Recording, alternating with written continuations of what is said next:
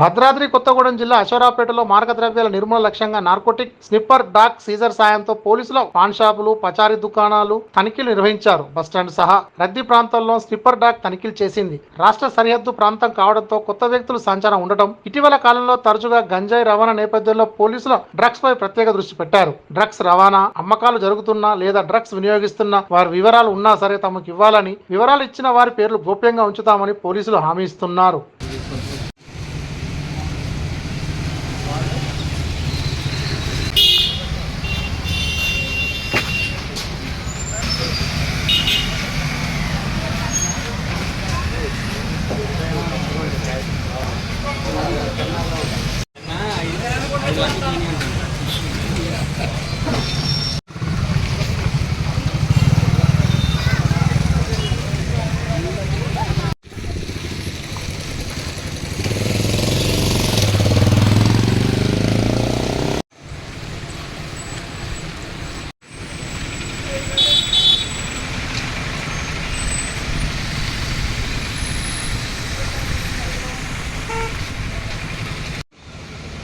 మొన్నే చెప్పిన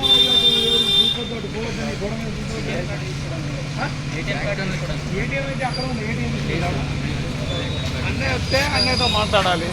అంటే బ్యాంక్లో అకౌంట్